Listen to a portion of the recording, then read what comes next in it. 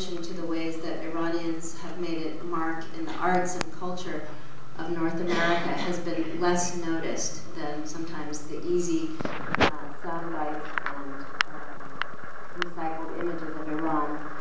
And I think one of the missions of IAAW is to really bring those voices to a larger audience of readers and to help you see that literature is made every day in the small ways of people bringing their stories to a public presence. And for many Iranian Americans, it's taken decades to actually feel comfortable narrating their stories. As you know, 1979 was a watershed event for Iranians because it dramatically changed their society, and most of the Iranians who live now in the United States came as a result of that revolution and the subsequent Iran-Iraq war. But they're also reinventing their stories anew in the United States and in places like Europe and Asia.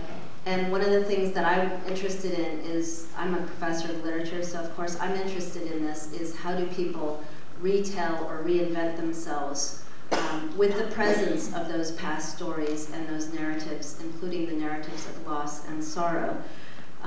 So today I hope you get to see, get to hear and see a range of voices.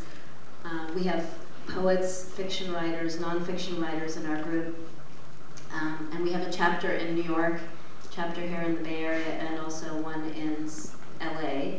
And part of the mission is to create community, because I think one of the things that for Iranians has been not present is the idea of building a community amidst all the fractured politics of the past. And I think art is a way to build community in a way that no other community can be built. It brings together people, it opens doors and eyes. And so I think those of us who've been involved with this group are really happy to have a little home for ourselves, but also really happy to recognize that we can support each other and share our work with you and with each other. So if you're interested in finding out a little bit more about IAAW, there's some information on that back table as well as books for sale by some of the authors here. I want to mention that Anita, my co-host today, is the author of The Blood of Flowers, and her book is in the back. She's not going to be reading, but I recommend her book to you highly. And basically we're going to proceed by, Anita and I will alternately introduce some of the writers. We'll take a brief break, and then we'll have the unveiling ceremony of the statues, and then we'll have another set of readers, and at the end we'll sign books. So I encourage you to stay. I know that sometimes when there's a break people disappear, but I think you're in for a big treat all the way through. And I want to also acknowledge that the slides that you saw, some of them are pirated off the internet, but many of them are the work of my friend Nazi Kaviani, who has been working really hard on human rights in Iran from the vantage point of somebody in the United States, and she's been documenting also the response to the events in Iran from San Francisco, the demonstrations. So a lot of those really nice images were hers.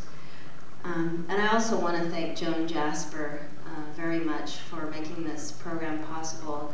She's a friend to many of us in the Bay Area who are hungry for spaces to share our work, and as you know, bookstores are becoming obsolete, so we have to cherish our public library because it is a temple, and it's a temple for many of us, whether we are readers or not. So I really want to thank you, Joan, and I want to encourage you to support your public library and your independent bookstores. So